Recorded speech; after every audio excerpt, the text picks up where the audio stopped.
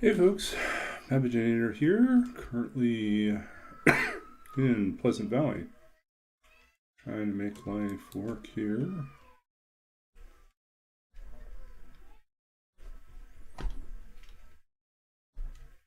Looking pieces of cloth, fed. It's a little early. You want to go anywhere else?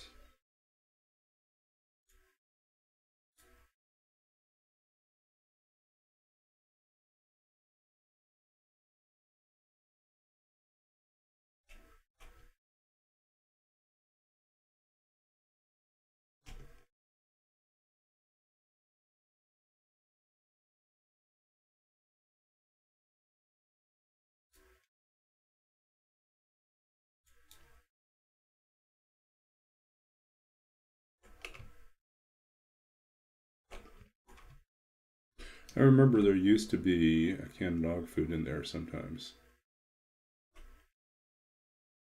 but that is no longer the case.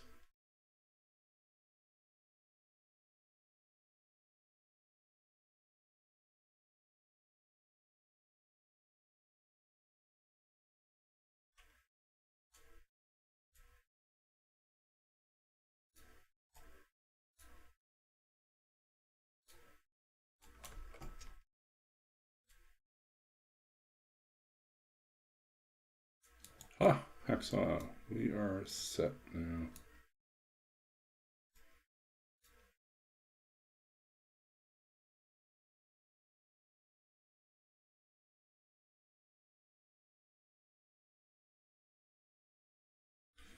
Just need to get fire going again.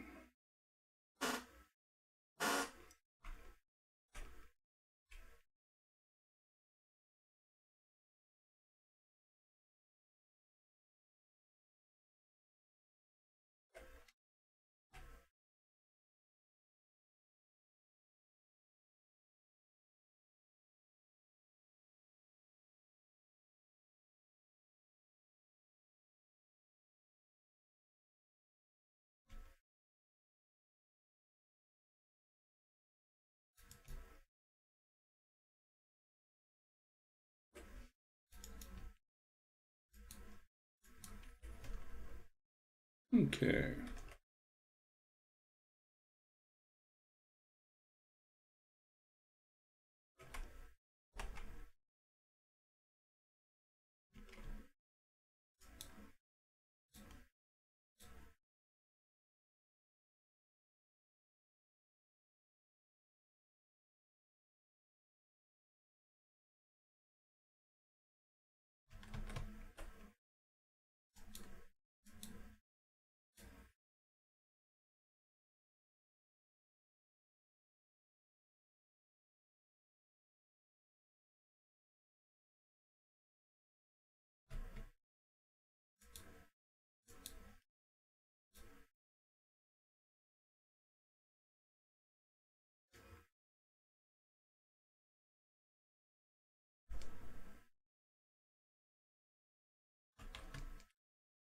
Back in a second here.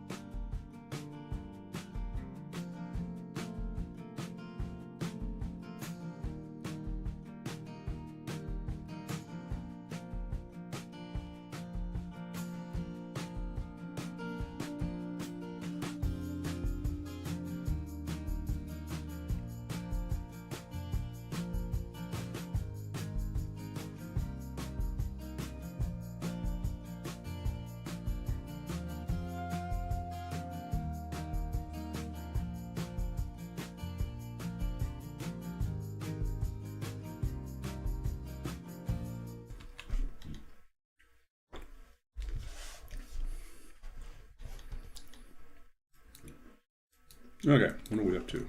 Well,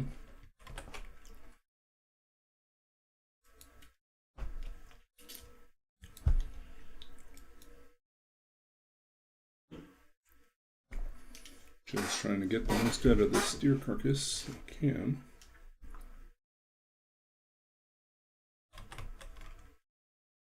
Ooh, looks like we lucked out.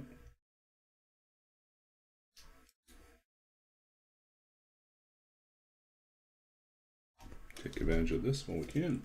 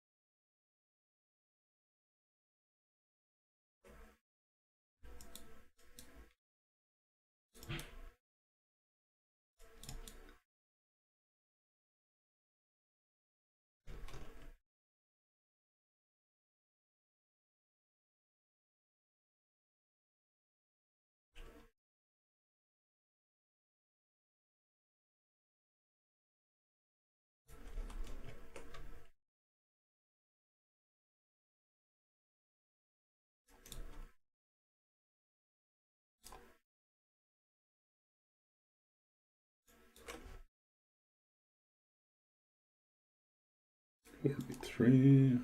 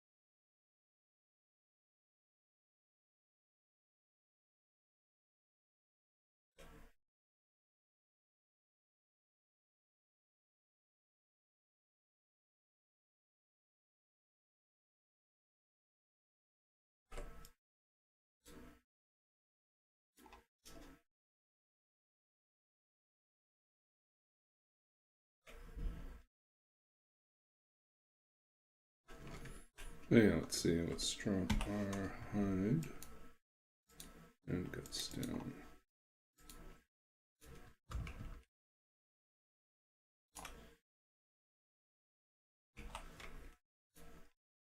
Still have pancakes. And pork and beans. Probably should cook this.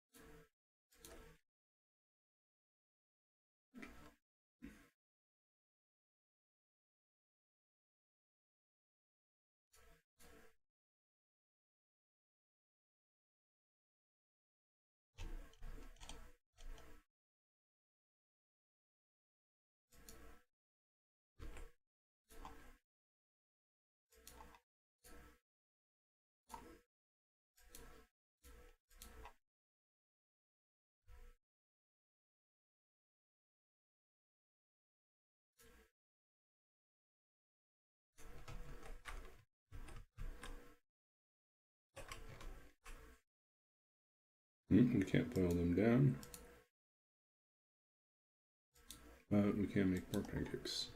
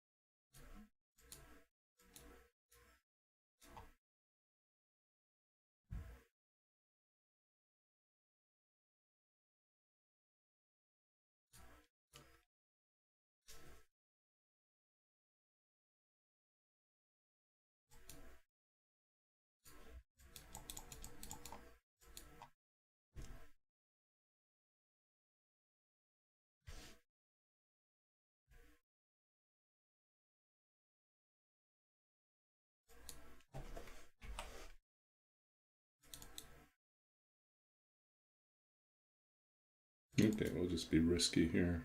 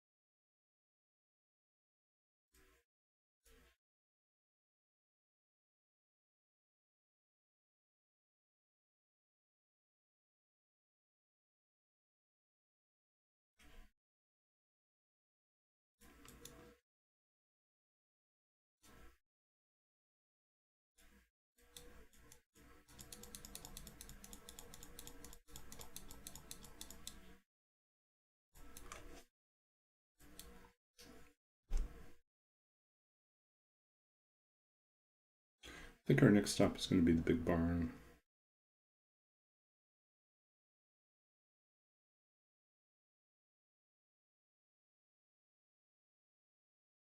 So I think we're working our way to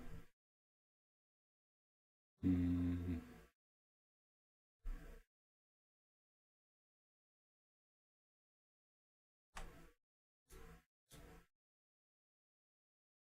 So we could go Timberwolf Mountain. Oh, but we have no means to defend ourselves. Maybe we have to do Coastal Highway first.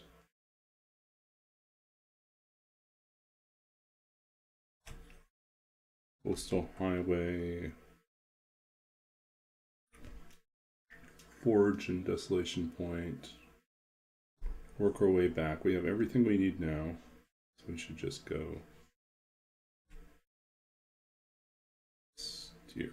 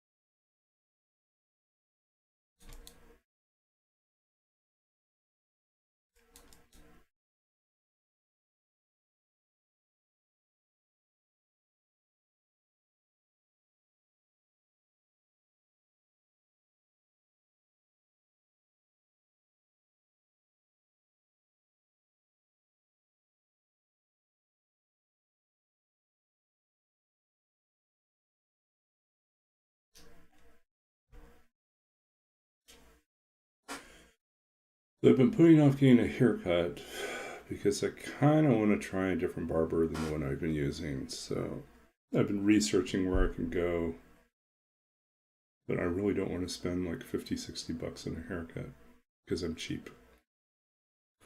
So I think I've located a good spot, which is in my area. I can take public transit to get there, so I don't have to worry about parking.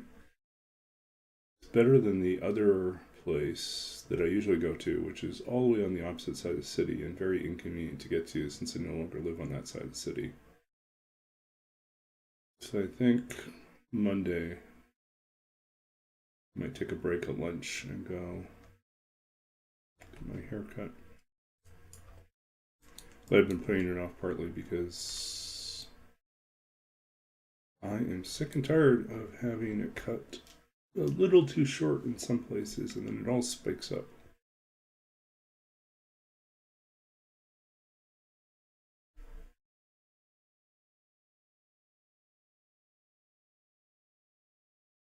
And that almost is an argument to going someplace where you do pay more, but the barber, the person who cuts hair, is much more experienced in theory.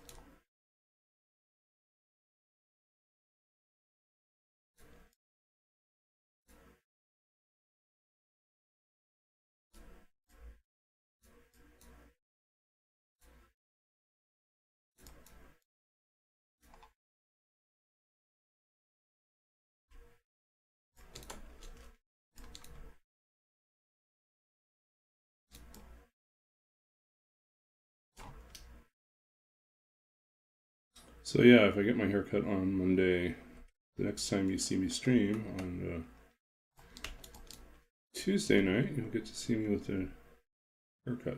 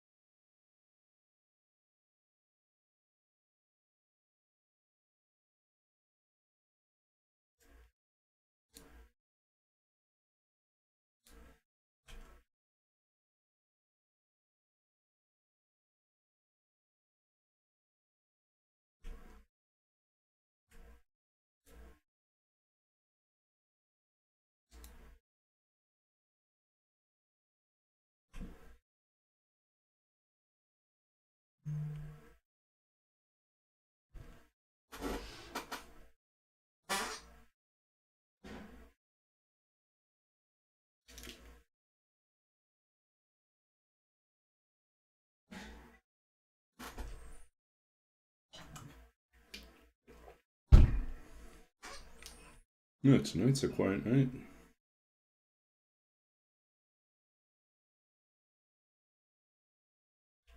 I've been thinking lately that our viewership for TLD has been, I think when it gets to summer, it goes down. It's just not as many people, or maybe it's just the time of day. So, who knows? Maybe in coming weeks we'll have to experiment with stream time. Maybe mix up things. I'll still stream Long Dark, but I'll just find some other things to do as well.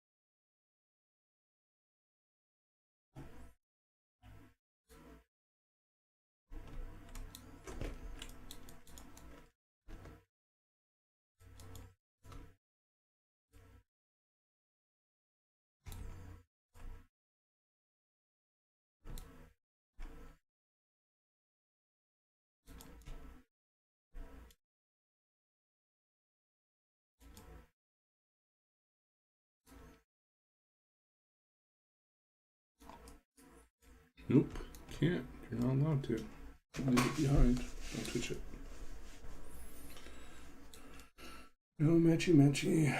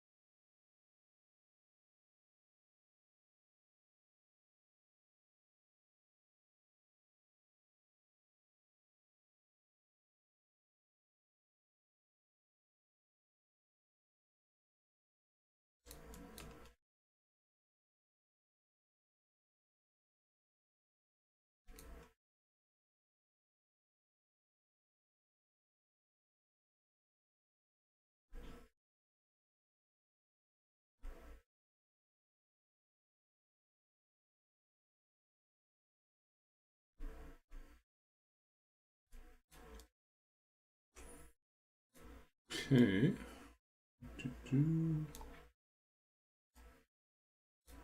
Here we are. So yeah, we're just making our living here in Pleasant Valley. Operating without matches.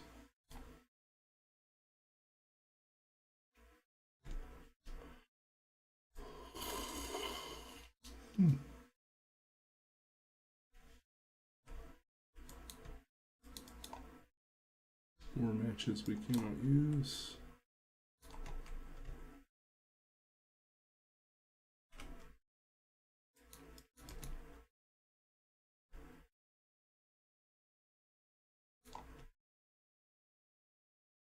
Two.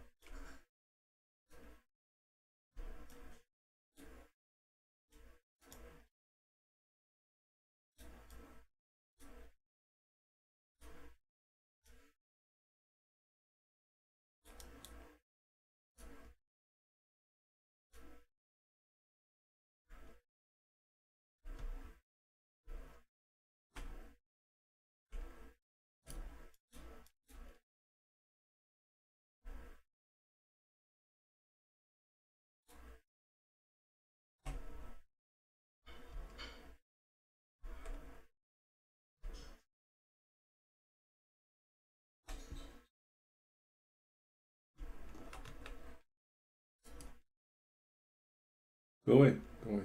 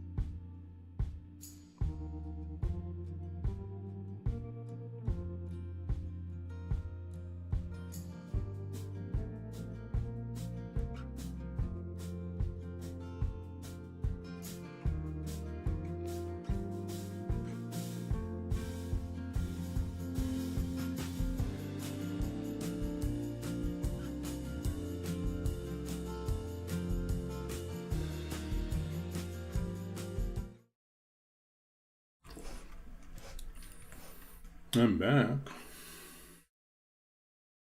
Wow. Quiet night. Just me and my potatoes tonight.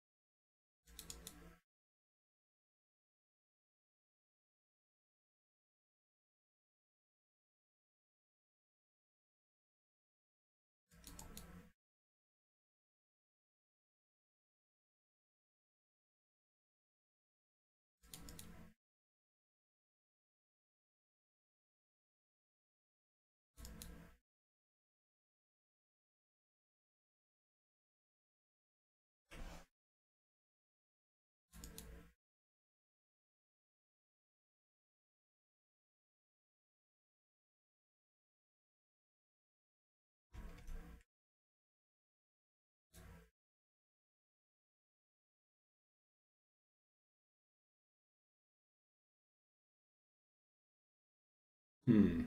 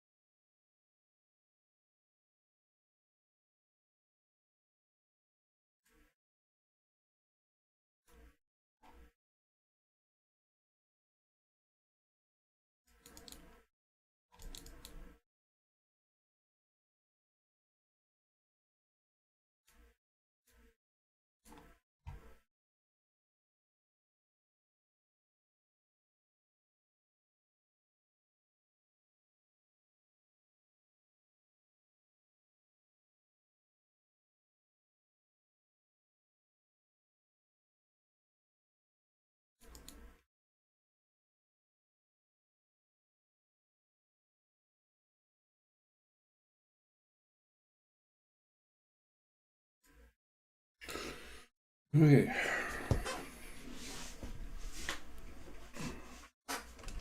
Uh-oh.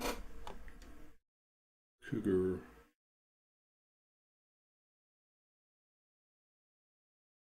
Where's the cougar at? Where's the cougar?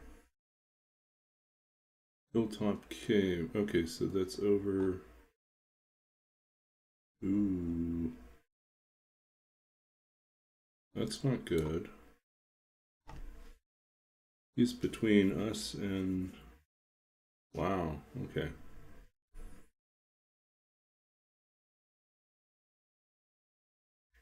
I'm gonna have to find another way around him.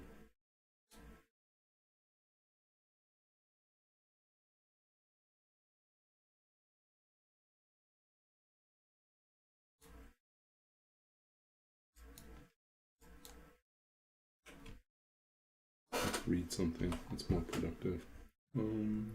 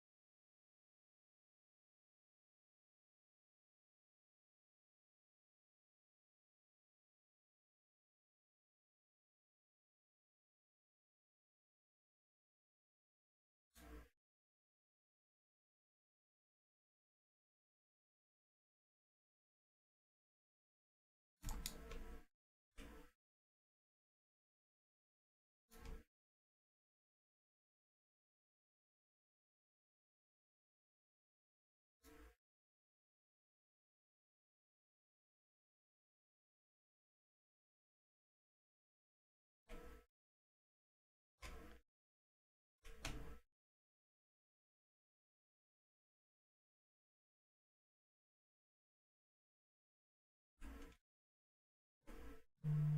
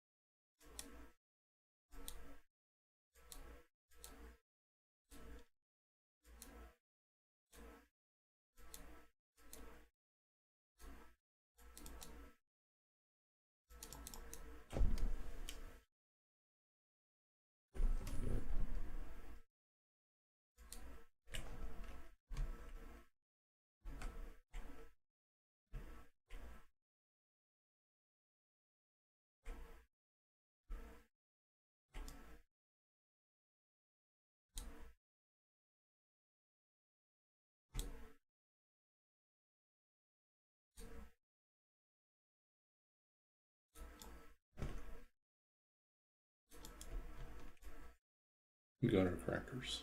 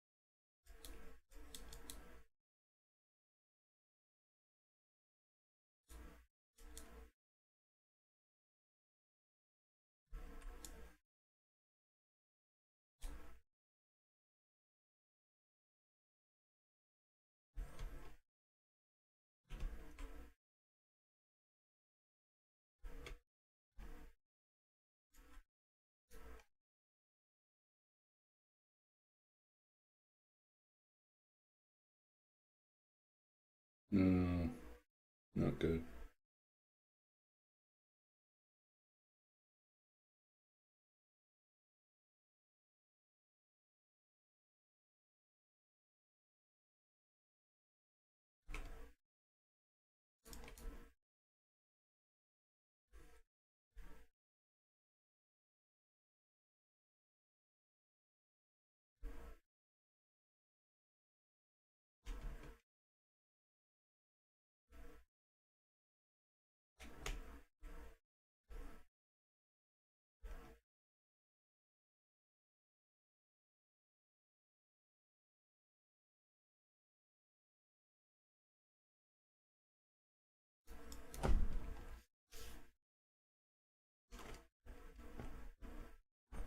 No, can't stay out here.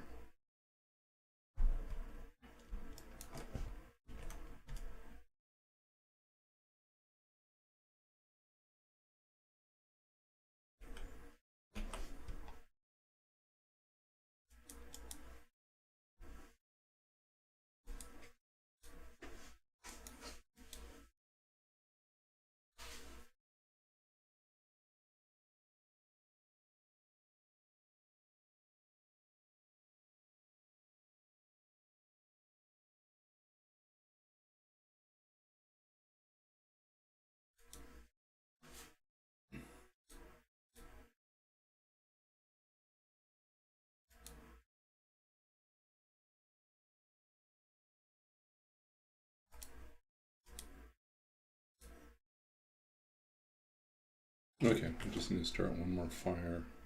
Oh, we just need to start one more fire. It's so much easier said than done.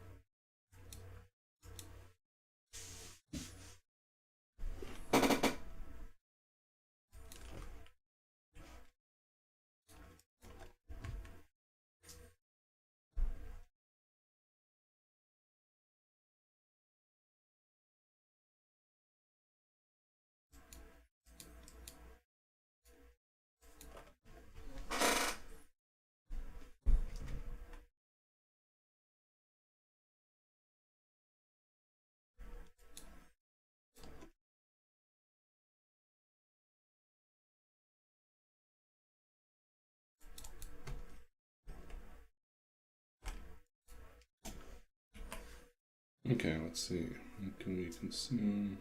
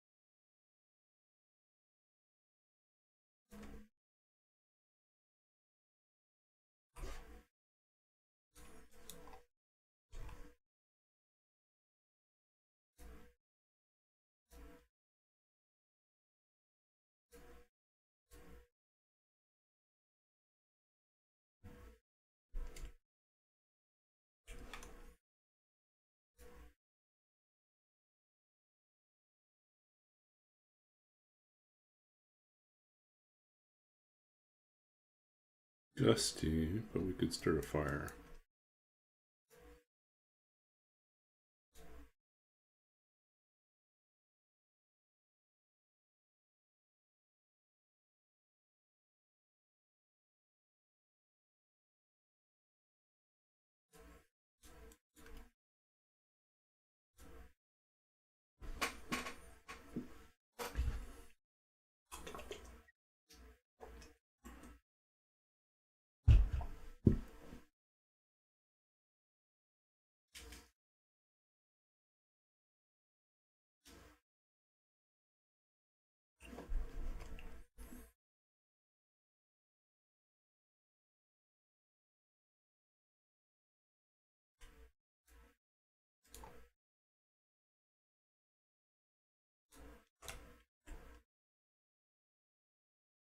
Okay. Got our fire starting done.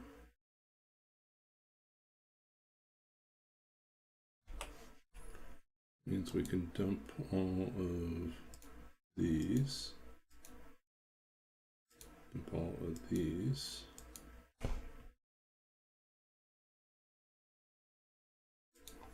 I'm going to drop all our books too.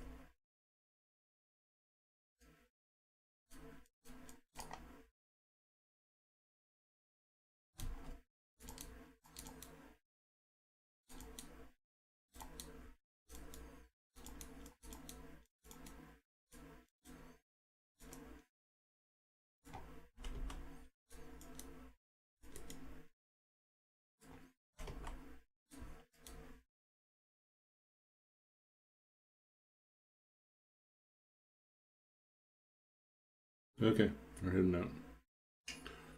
Moving on. Time to get out of here. Hopefully we do not run into the cougar.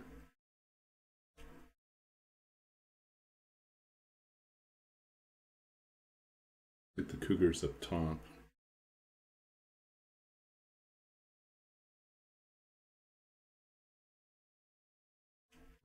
Okay, houses are all ruined.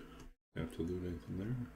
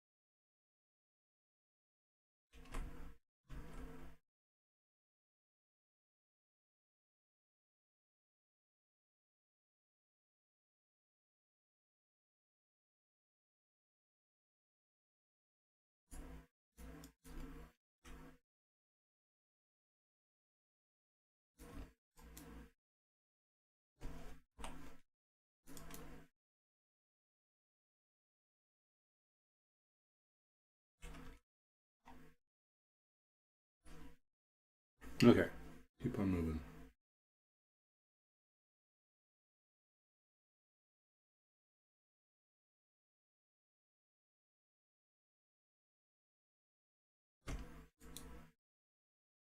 No, we still haven't cooked that.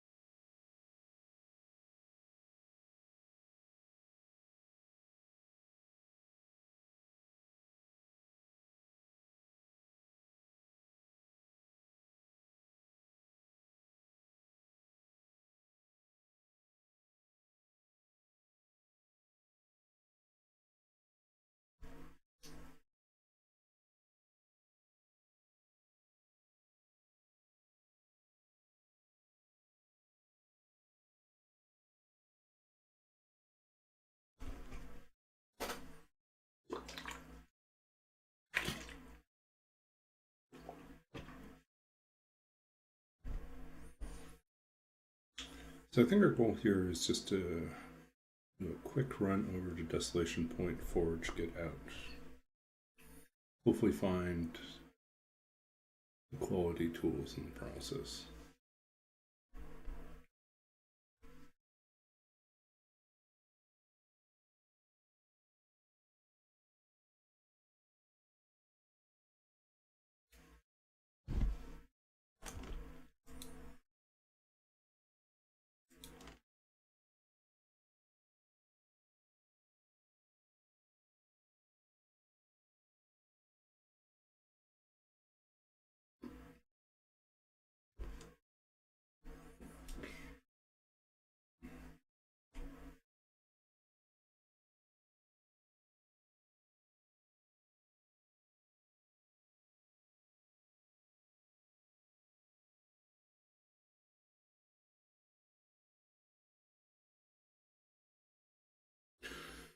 Hmm.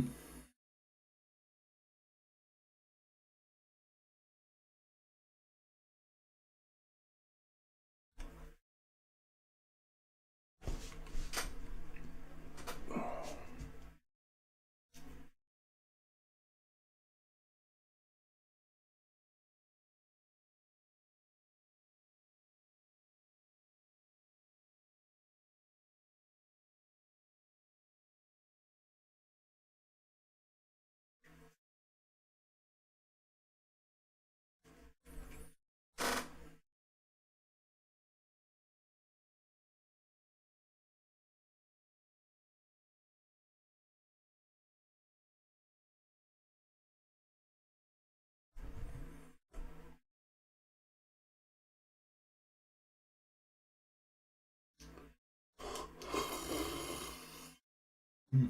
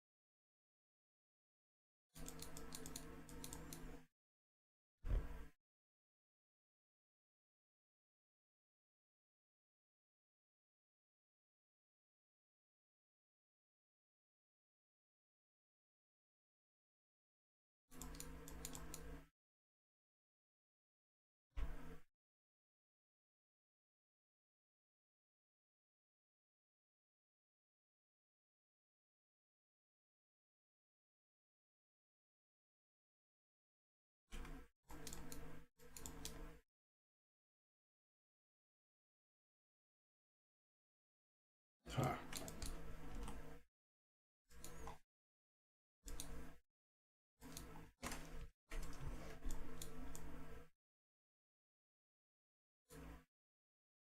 Hmm. I don't really plan on being there, but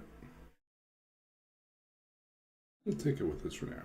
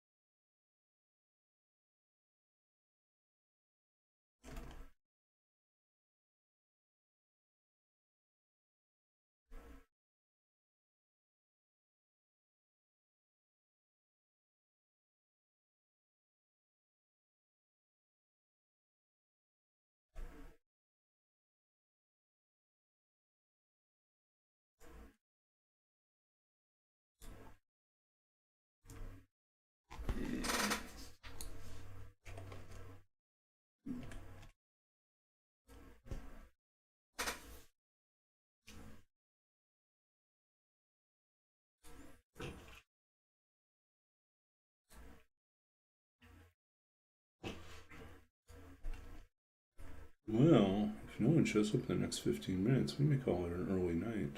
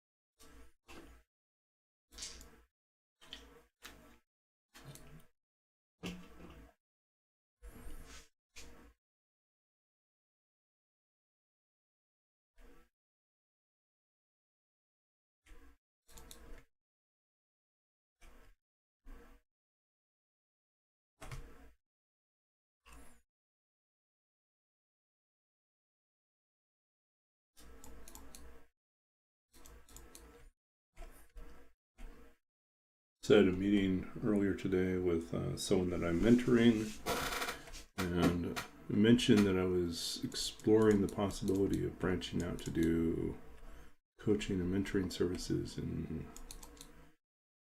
online with mainland Chinese clients.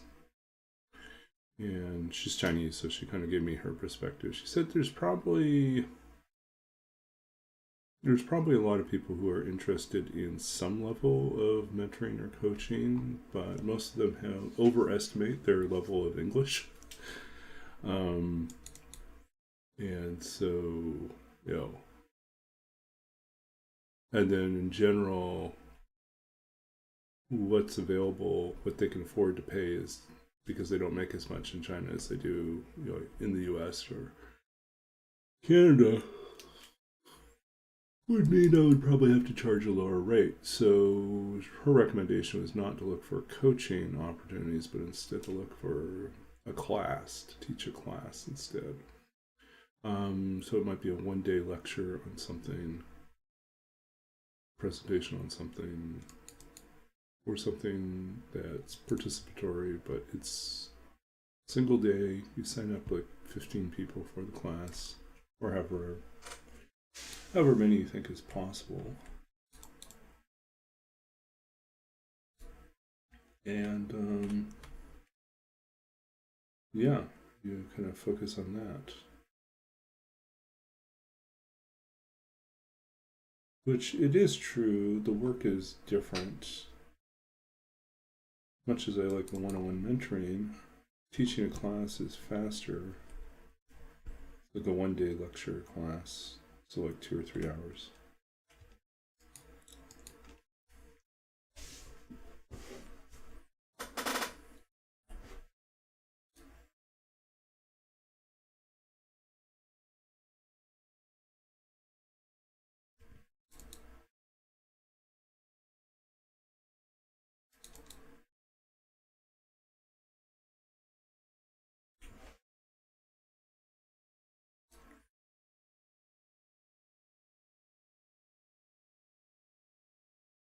Coastal highway.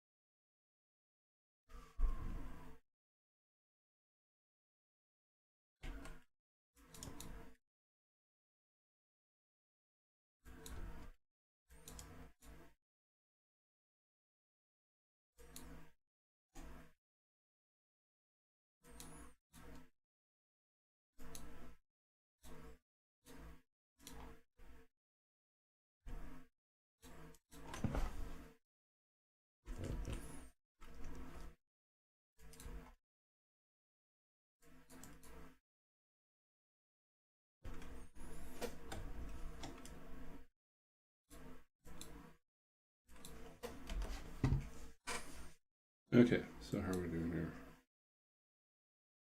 Cooking is not quite 3.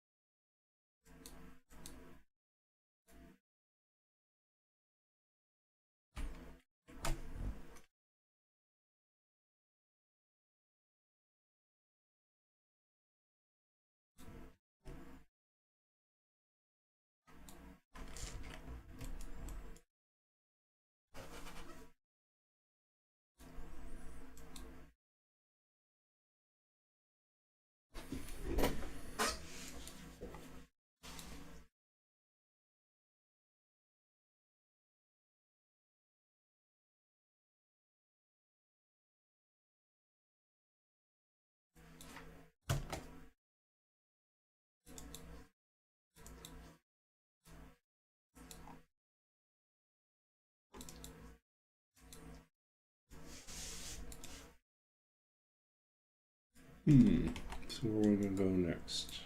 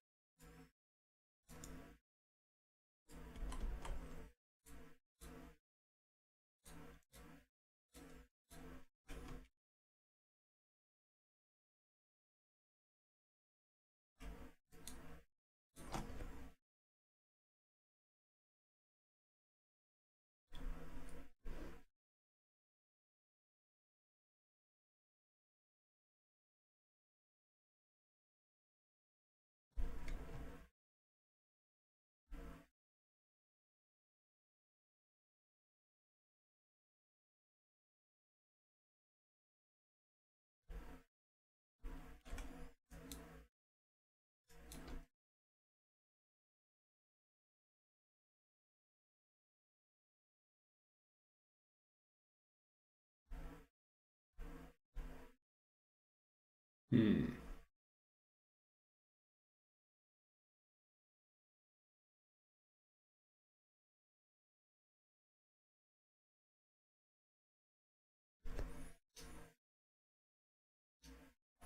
If I go this way, I pass a wolf. Pretty much anywhere I go, I pass a wolf.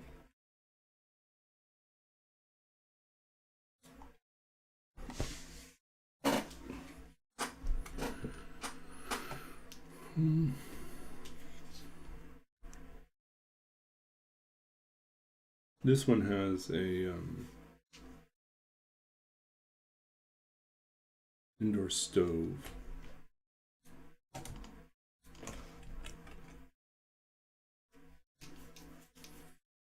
And we have a ton of coal, so we can use that as a way to beat our cabin fever. We build a fire inside and sleep on the walkway outside. Get the heat through the wall.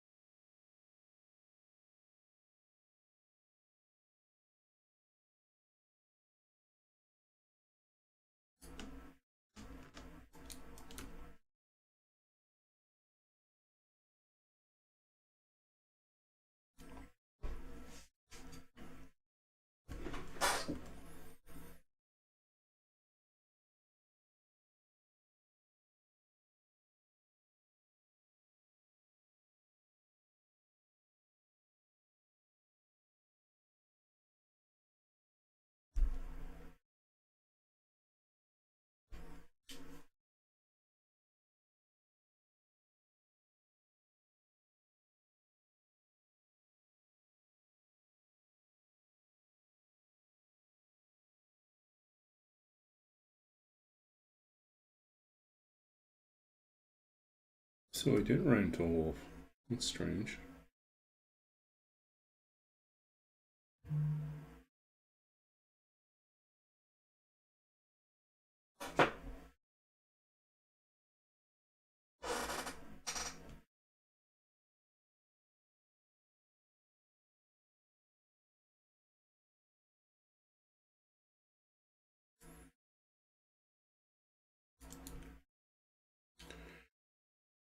Yeah.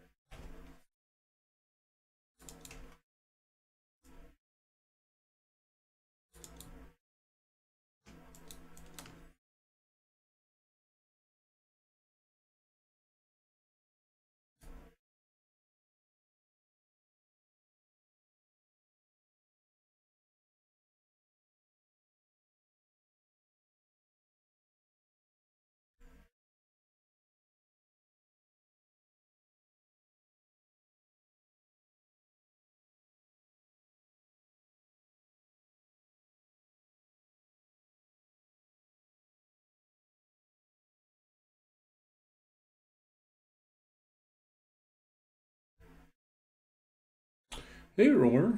Good to see you. I was just saying a little earlier that no one else showed up. We're going to wrap up. I may still wrap up soon. Just long day.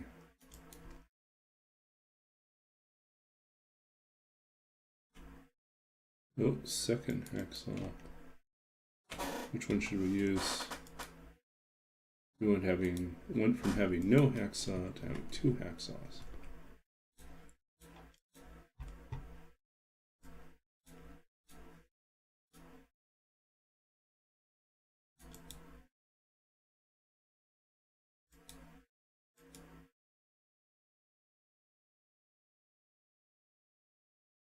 Some just can't hack it. Yeah. It's a hackathon.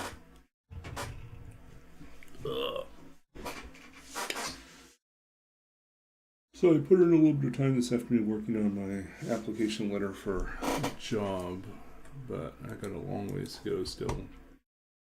I basically sorted out what key points I was going to bring up, focus on. We got lots of coal.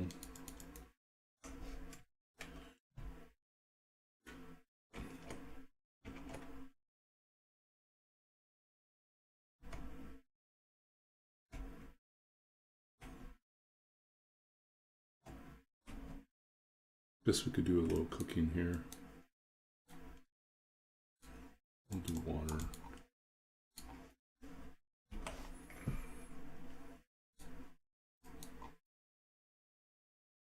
Well, she needs all the life hacks she can get. I guess it's probably true.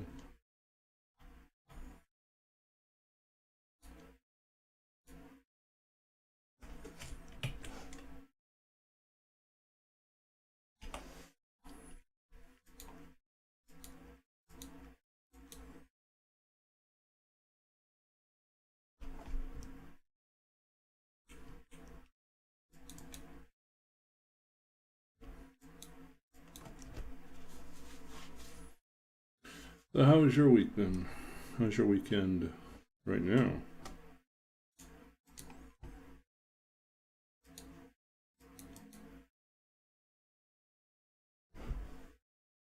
I was up early this morning. Well, actually, I wasn't. Okay, I guess we have company. Welcome in. Shout out to Drama Llama.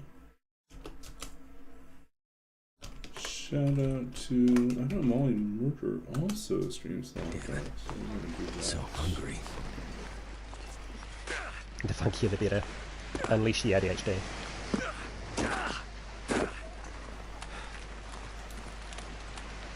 Okay. We have no wolves, but we are gonna freeze to death.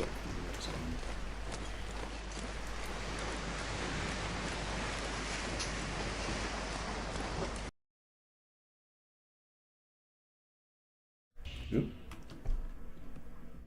No. I want to drain the his desktop audio got thing. turned off. Let's try it. What? Pause? his the cameras.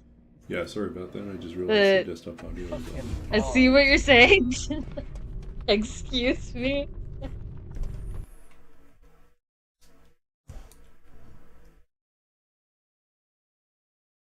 Okay, we're back.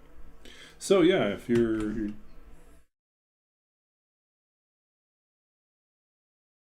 the Outer Woods.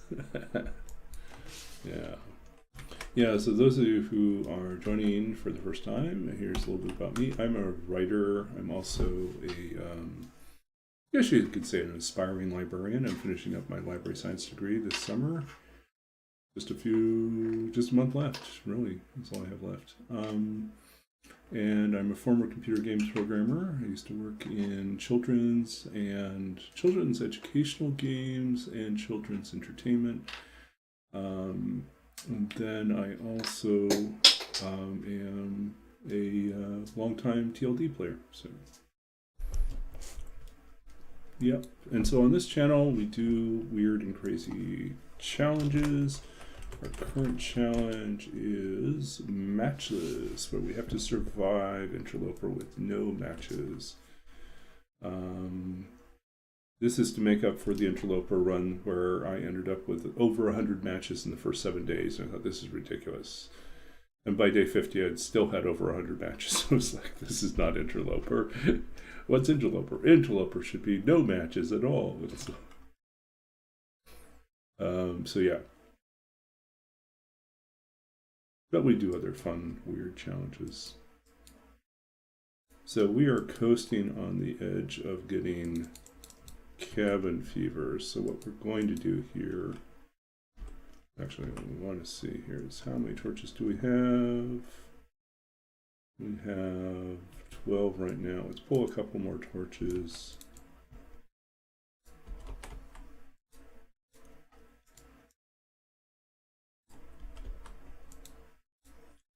We're just loading it up. You're nothing without your matches? Yeah. I mean, Astrid's a single woman. And guess what? Even if she's got Tinder, there's no spark here.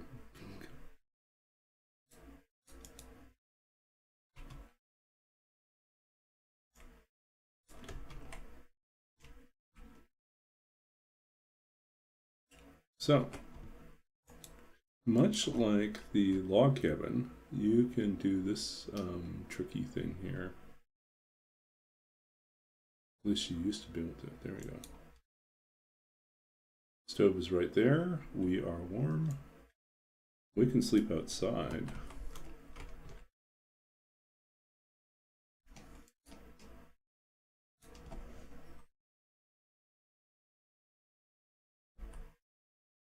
Yeah, I can do little annoying, tricky things like this. We're trying to keep our well fed. We've got lots of food right now, so.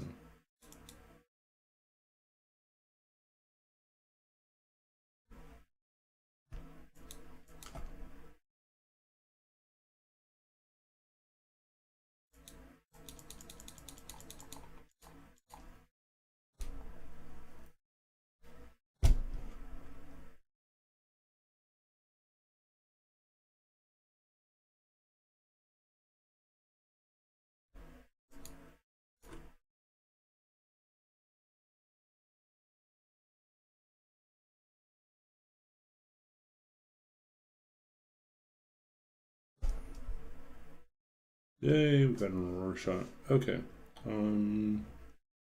What else do we want to do? We'll do a little bit of reading.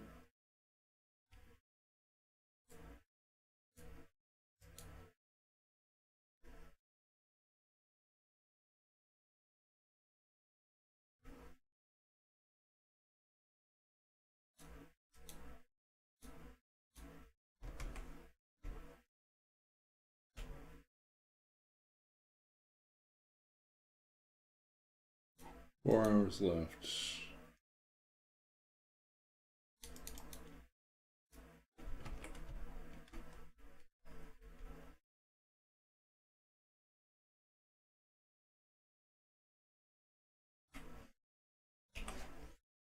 Okay, so no longer need that.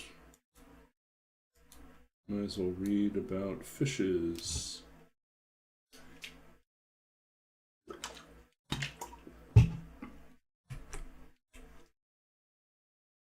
Okay.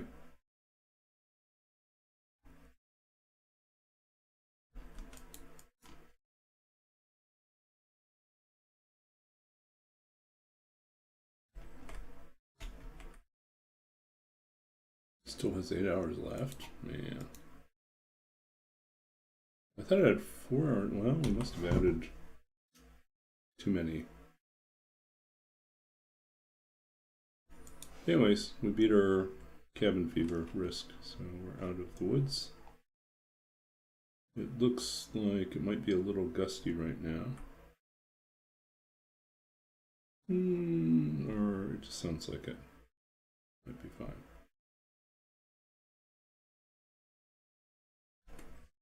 Maybe we'll read the last hour here. Last 2 hours here.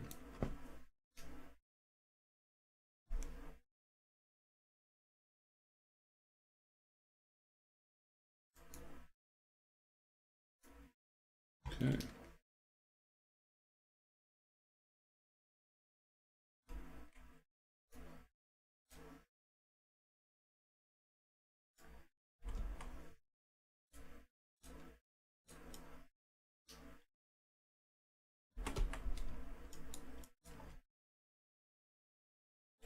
Oh yeah, other stuff we talked about on this channel. D&D. I'm a longtime D&D player and DM. And so, yeah, I've been playing since the original Red Box so the first Red Box, not the re-release of the Red Box, but the first Red Box in the 1980s, because I am old. Older than the mountains, younger than the trees. What does John Dever even mean by that? I think it's just a paradox, right? It sounds cool until you stop and think about it. What does that mean?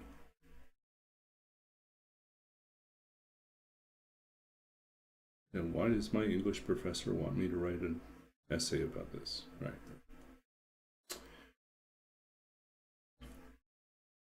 Yeah, on this channel,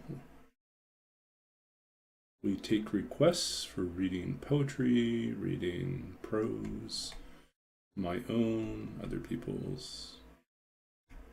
Always happy to oblige. Whenever we finish up a stream, we will wrap up by reading a poem, sometimes two poems, and do a little behind the scenes or behind the poem discussion, and then we will raid someone else. So when I started the stream this evening, I ended up going over an hour with no one, like one or two people popping in for a second and then disappearing. So it was just me solo streaming.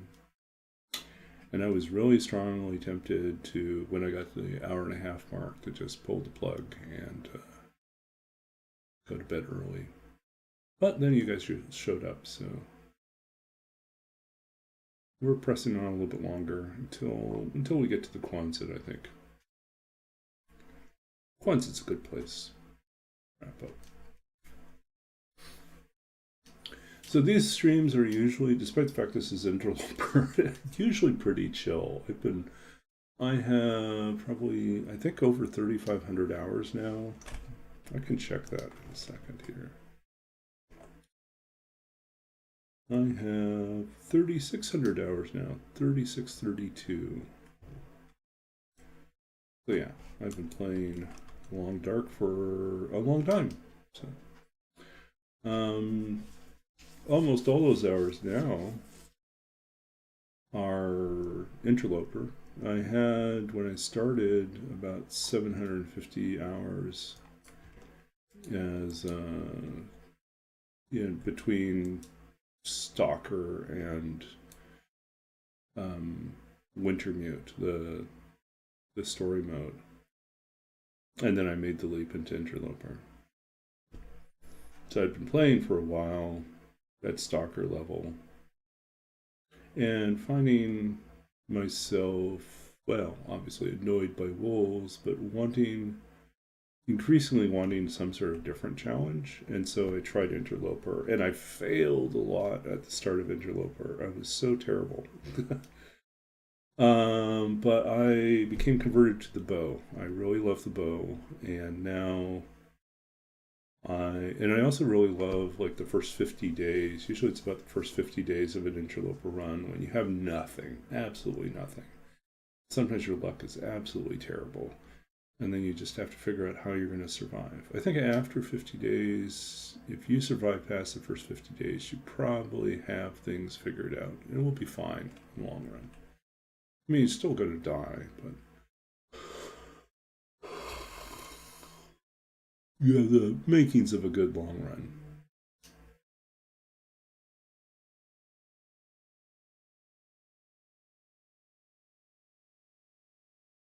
But making it to the 50 days, that's the real trick.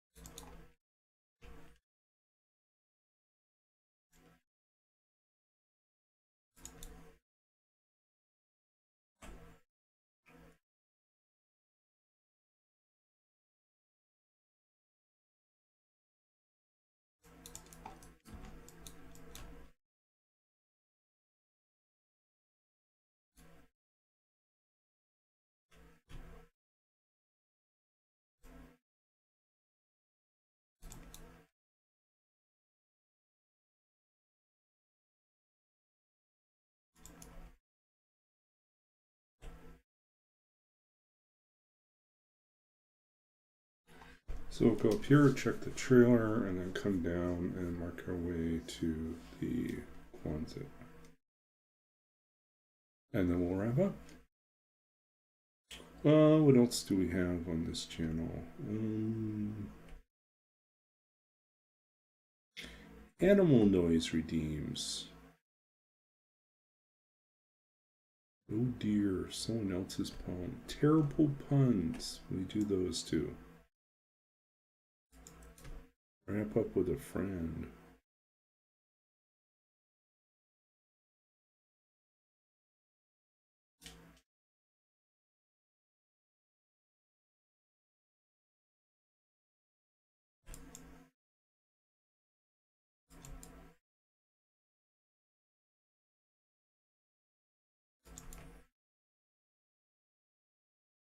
Okay, let's check out this, see what we got. And we'll figure out who we can read tonight.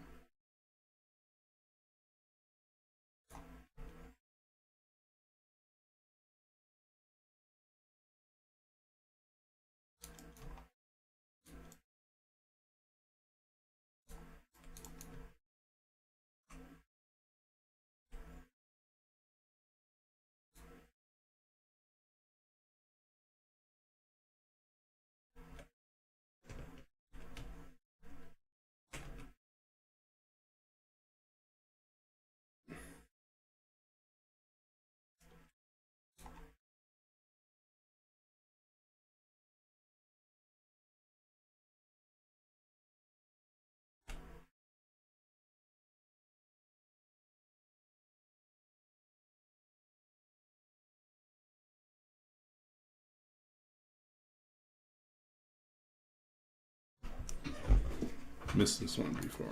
Okay.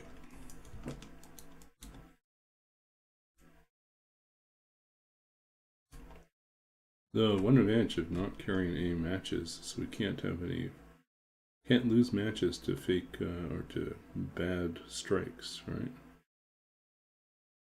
False strikes. Then again, we don't have any matches. Oh, that was annoying.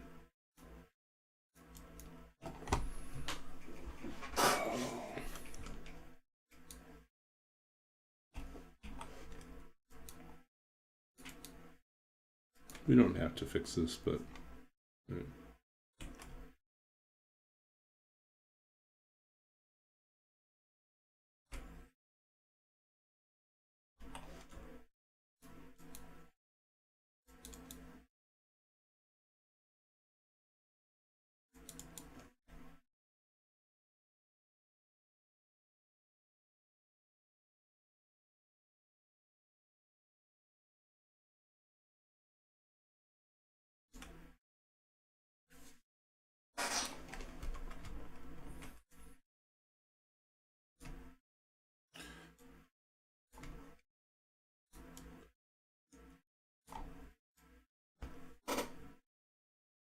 so Molly, I know I lurked in your stream a couple days ago, so I know you also streamed The Long Dark. What is your favorite region?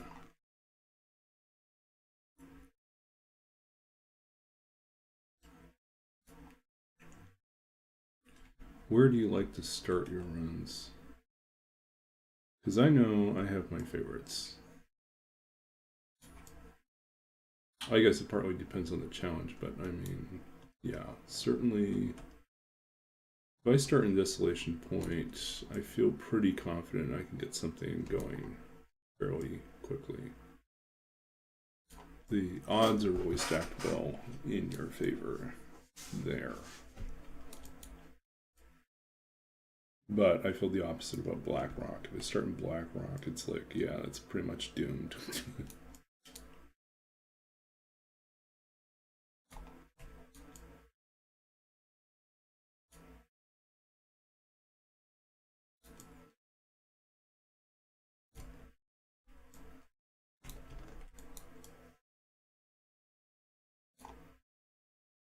Does anyone else have favorite regions?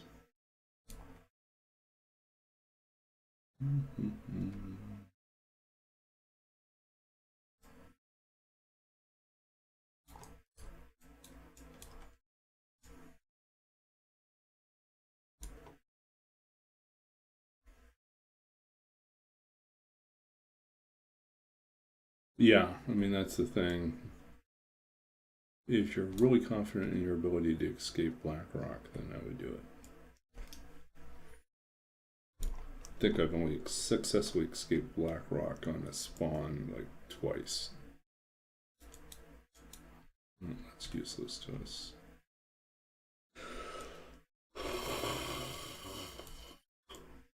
I think we can probably drop those anyways.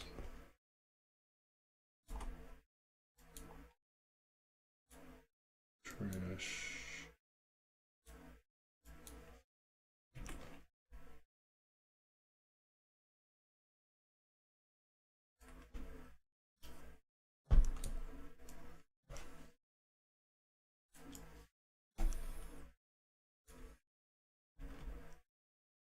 Do, do, do, do, do, do.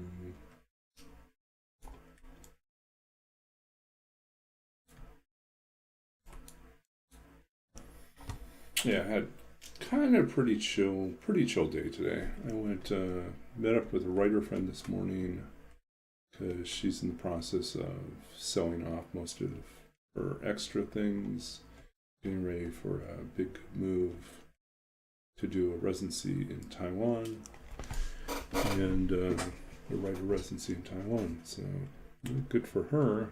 But yeah, she's going to put most of her stuff in storage. So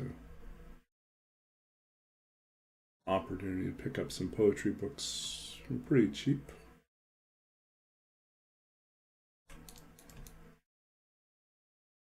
Because that's my kryptonite, is buying poetry books, or buying books in general.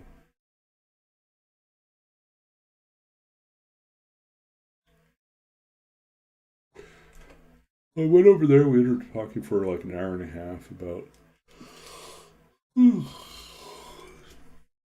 honestly about some of the more problematic aspects of the local writing scene. Or as the kids these days say, spilling the tea. You know, there's lots of tea. But I mean, my problem is like I was living kind of in the area in 2006 and 7. And so I kind of remember it from back then. But I also didn't have the same exposure in terms of being in the MFA programs at the university or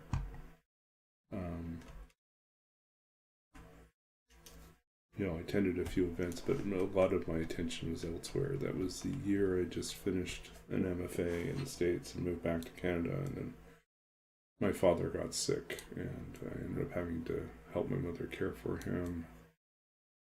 You know, and it turned out to be ALS, Lou Gehrig's disease, so it was a pretty rapid 8-month decline before we lost him. So yeah, so me kind of tracking like whatever was going on in terms of, you know, people's messy lives or incompetence in handling different things. Most of which happened like 10 years after that point. So like I didn't really, when I knew some of those people or those situations, it was very different.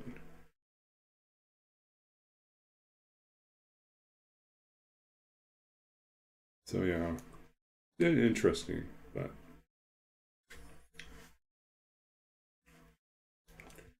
it does kind of suggest too the fact that some of those people are still in like board positions, leadership roles. Kind of see how entrenched people get, and so affecting change can be difficult.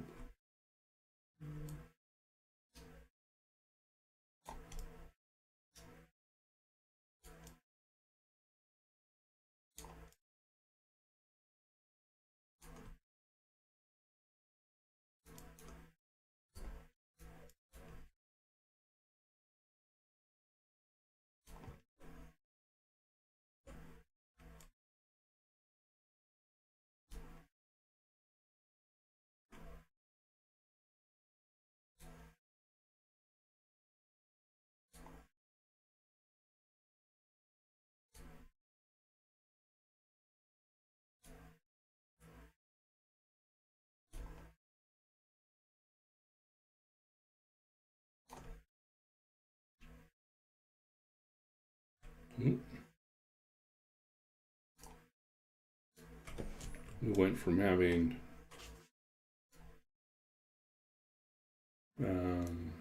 no quality tools to now seeing our second one. So overkill. Ooh, lantern.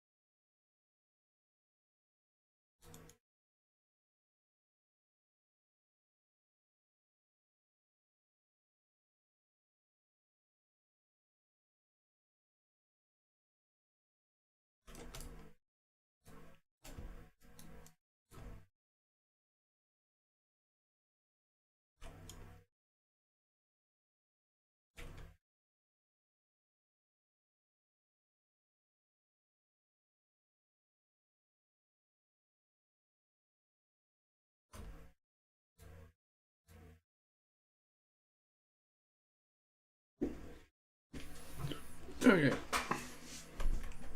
Probably should do some cooking now.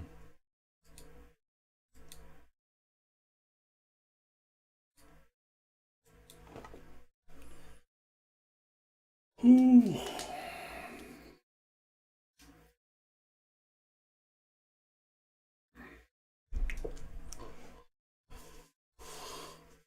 Ooh.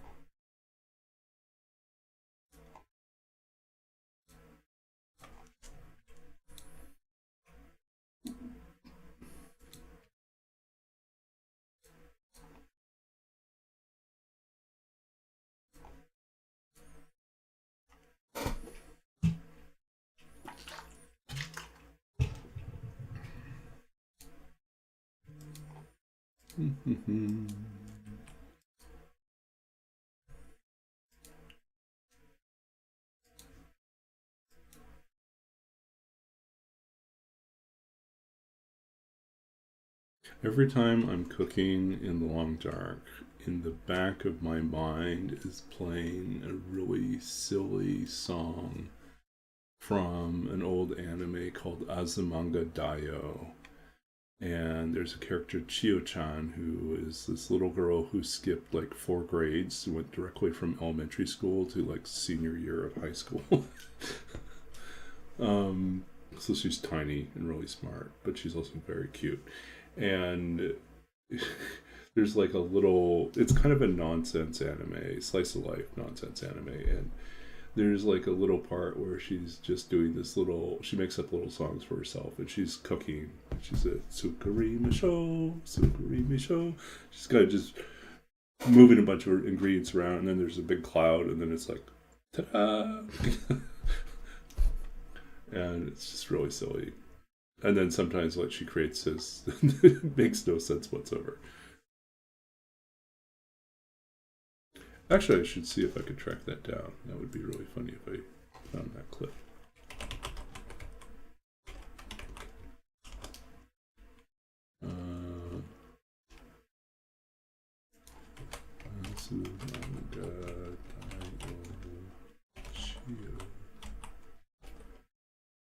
See, people know that. People know this really annoying.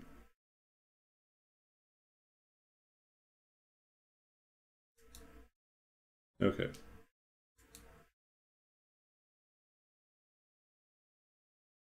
Yeah, I'll show you what plays in the back of my mind.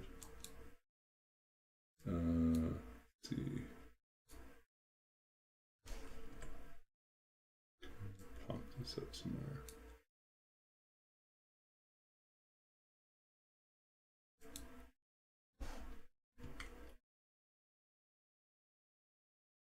Do, do, do, do, do.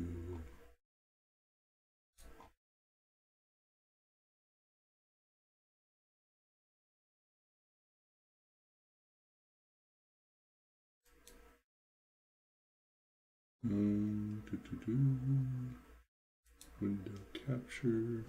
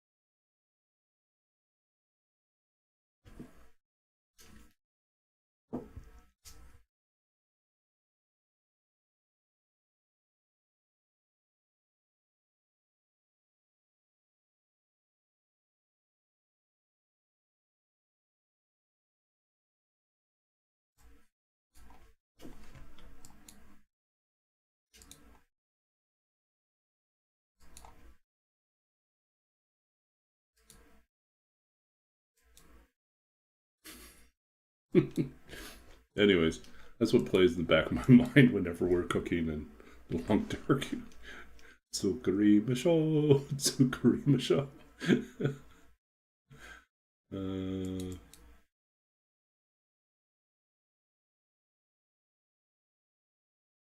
Look what we made! Made this. We made porridge.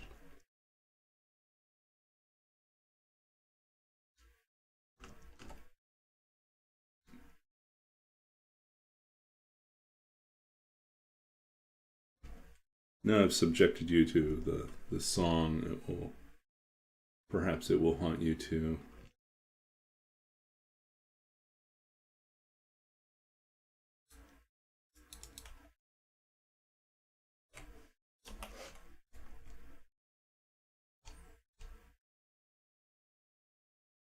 That anime was filled with so many weird things. It just had its own weird, surreal humor to it.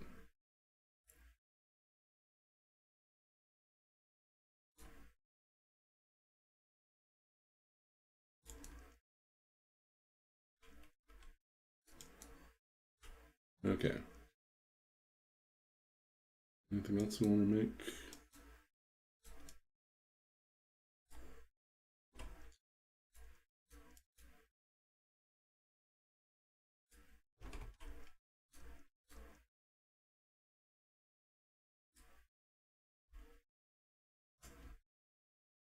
I think we're staying overnight here. The question is, are we going to leave the fire going all night long? Another 80s reference for those of you who care.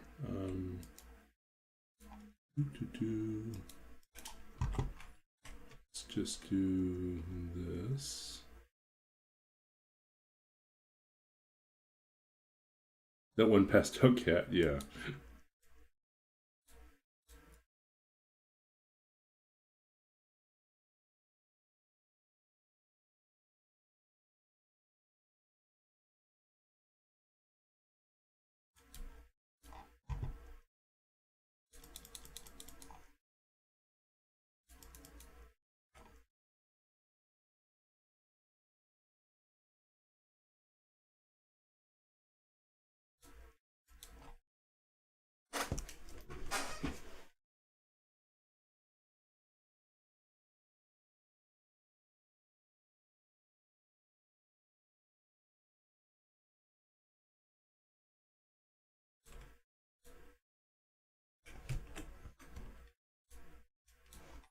Keep forgetting we're trying to keep our well fed.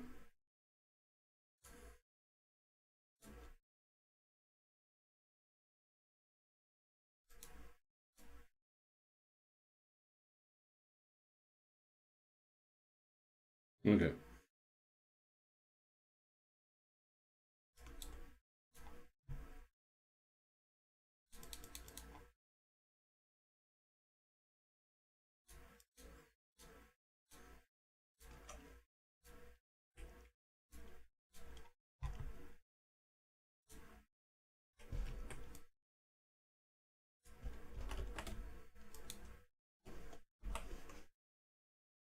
Okay, we got lots of stuff to eat here.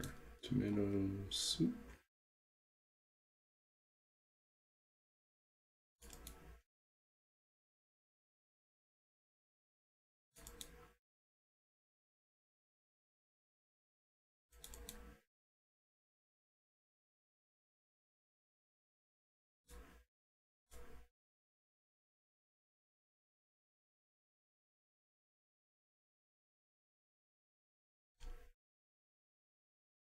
Mm-hmm.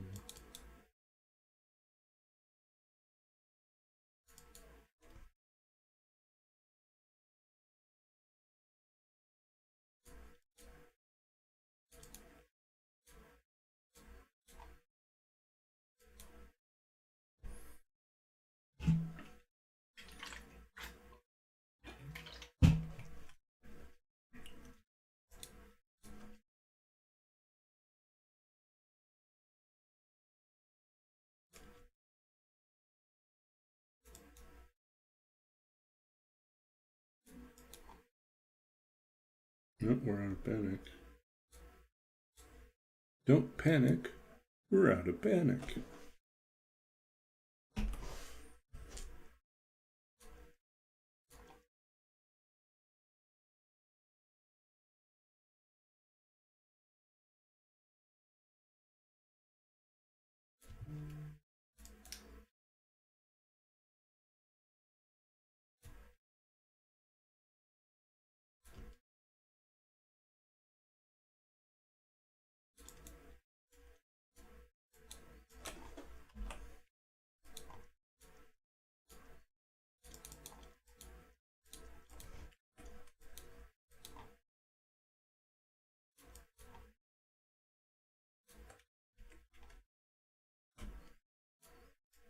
Okay, time to get our sleep on.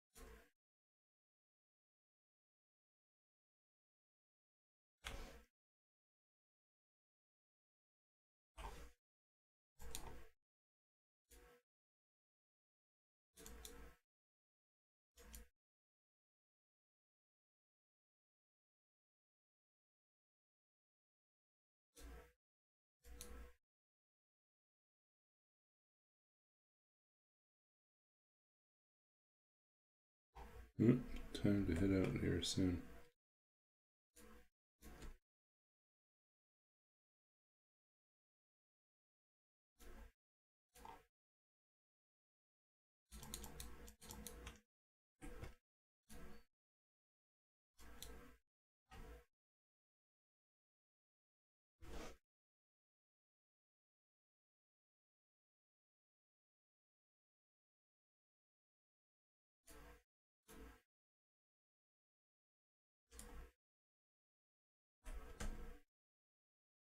Well, it's still pretty early.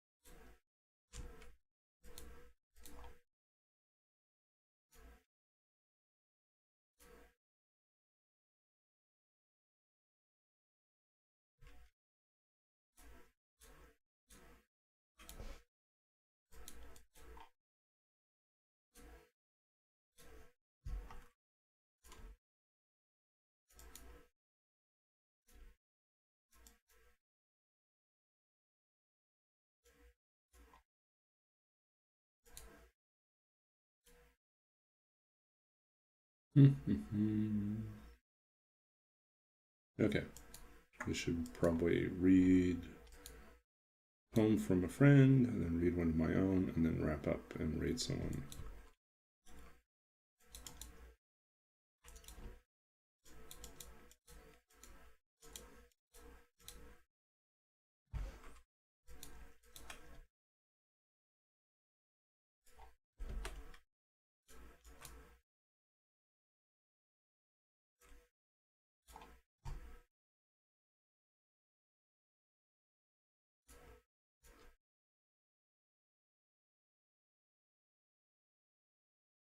Yeah, we should grab more water first, and then we should leave. Check in.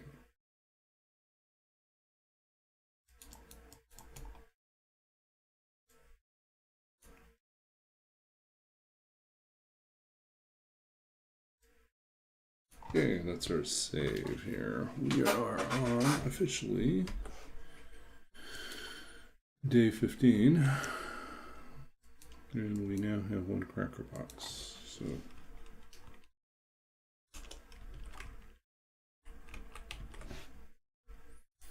okay, so survived 5 days on this stream. We are still not yet halfway to our previous best for living with no matches, but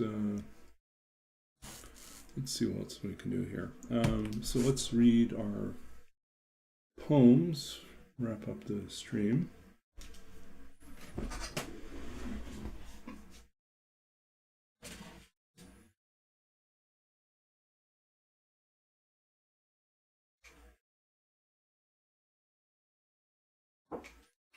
Oh, I know what I'll do.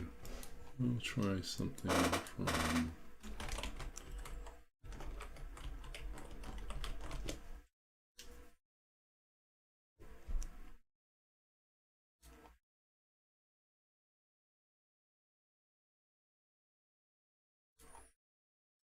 from to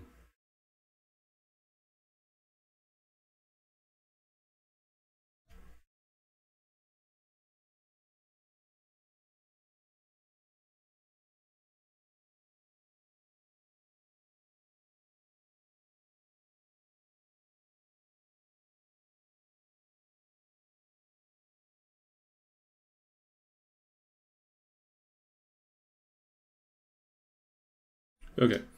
We will read something from my friend Michael Meyerhofer. This is a poem titled The Trouble with Hammers, which actually is the name of his website too. So clearly he liked this poem a lot. The trouble with owning hammers is that you have to store them somewhere, on pegs or at least in a drawer or inside an emptied out tackle box, long after the house is built and the circus folded like an envelope on the backs of unfamiliar trucks all night from Maine to Hollywood.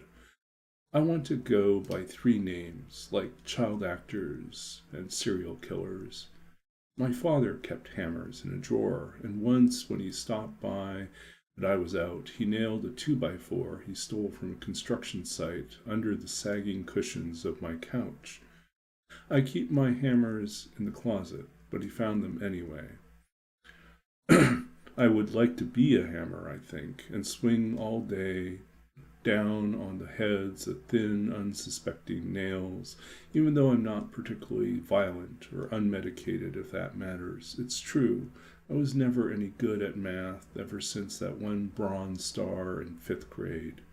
And I know you're not supposed to begin a speech or say in a poem how nervous you are, but I think there are more nails than people, and more hammers than people, and I am weary of these constant reminders that nothing built after the pyramids seems able to hold together for long. Not just relationships, but other things like bookcases, bookshelves, governments, the new consensus on circumcision. They say man's first tool was a hammer, which makes sense since I can't imagine apes working a protractor, much less a sextant under the wet stars. But each time I swing, I can feel my own head loosen from its shaft like lacquered bone, and I know once it flies, it will never be tight again. There you go. The Trouble with Hammers. Michael Meyerhofer. Yeah, stop. Hammer time. Okay, so then we'll read something of my own.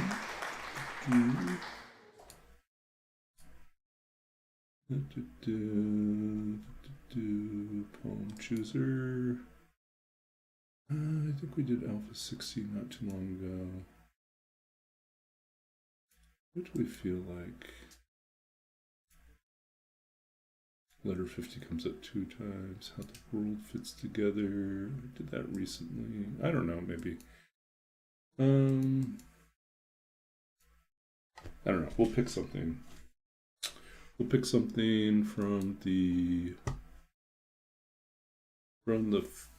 newer work that isn't in a collection yet.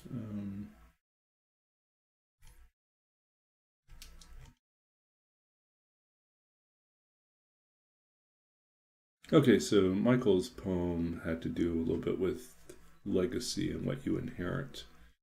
I'll read one that's about inheriting my father's books after his death.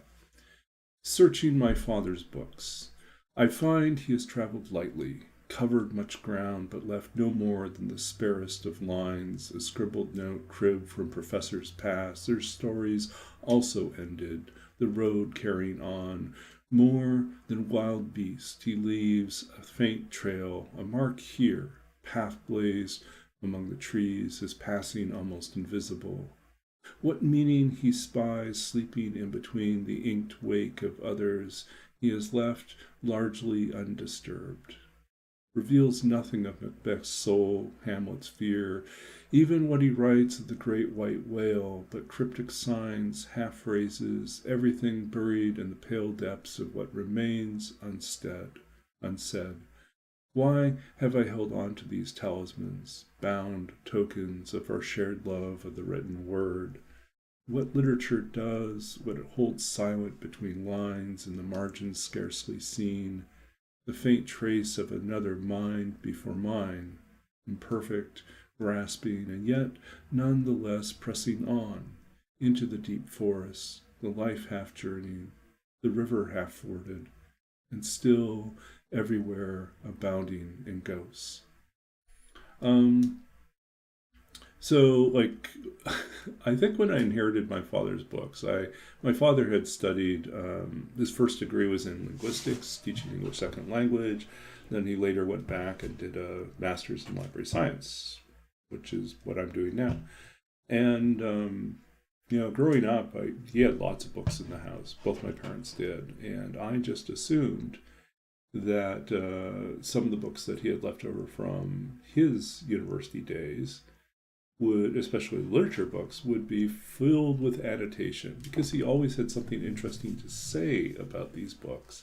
And some of them I knew he really, really was fascinated by. He really loved Herman Melville's work and Moby Dick, but also his writings about Polynesia.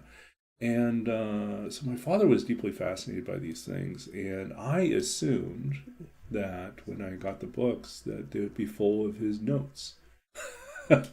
Much to my surprise, I find that like his Shakespeare and his Moby Dick and his other books really didn't have that many annotations.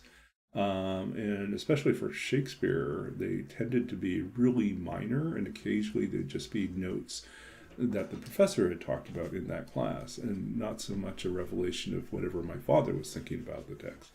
And I think that's when I started to realize, he's like, oh, you know what? He was just a young student at the time, too. He probably hadn't really formed his own ideas, hadn't lived enough life to gain the perspective that he needed. So I was kind of anticipating a much more like deep encounter in those texts, and it wasn't like that at all. But then at the same time, it was kind of, revealing that, okay, so he too kind of sometimes struggled with some of these classes, didn't know what to say. So there's a strange silence that kind of, in that revelation that he's just another student. And then by the end of it, we're into the territory of Dante's Inferno, which begins with a reference to Dante finding himself lost in the middle of life's journey, in the middle of a wood, with the path going on, having lost the right path and not certain where to go, and having no guide. And so that's how we end up in the deep forest, the life half journeyed, the river half forded. Half forded river, that's a reference back to Macbeth, crossing the river of blood, but deciding, even though he realizes like this is an ill-fated task that he's set about to do, there's just no point in his mind to return, to give up. He's already done so much that he's just bound to see it through, even though he knows it's going to end badly. Yeah. But then again, there's other like river fordings, crossings of rivers. People get part way and then they're not certain where to go. And everywhere abounding in ghosts. So, yeah. That was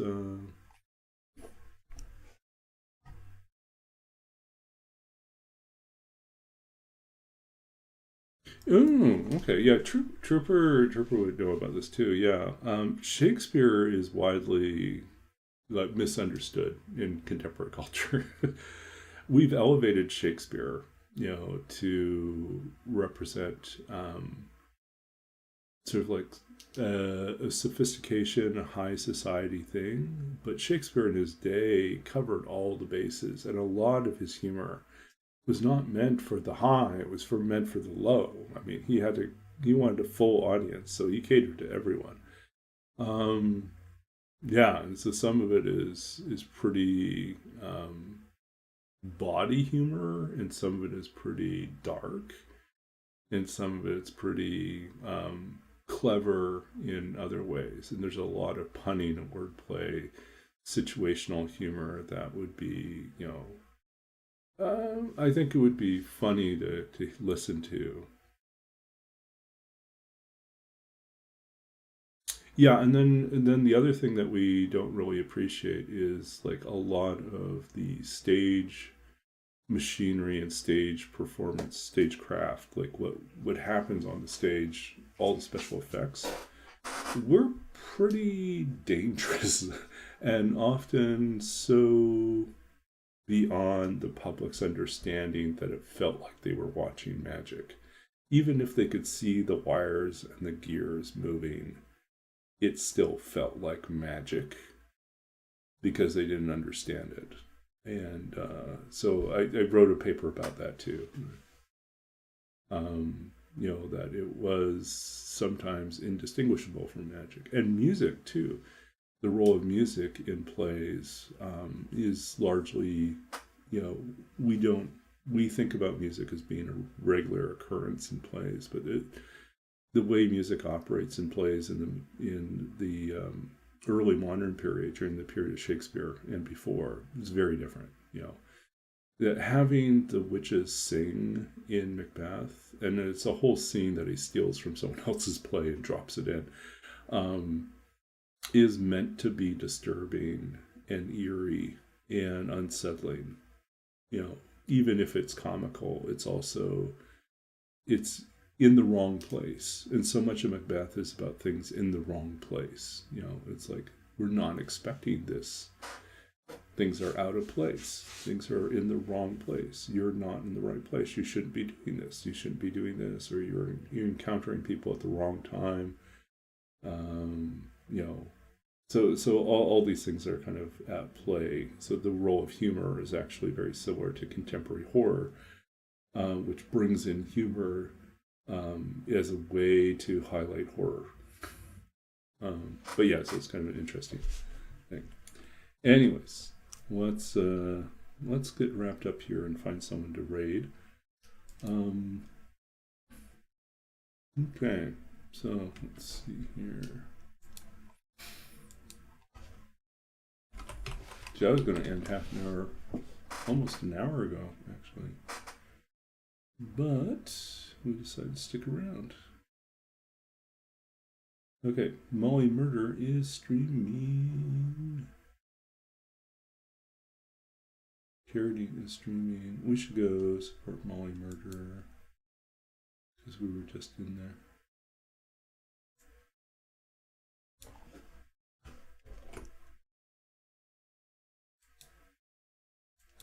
Okay, thanks for hanging out with me tonight. We're gonna go pop over to Molly Murder and support another TLD streamer. Carradine seems to be doing fine, so we'll support someone smaller. And wish you all a great night. And we'll be back again on Tuesday. Till then, take care and bye.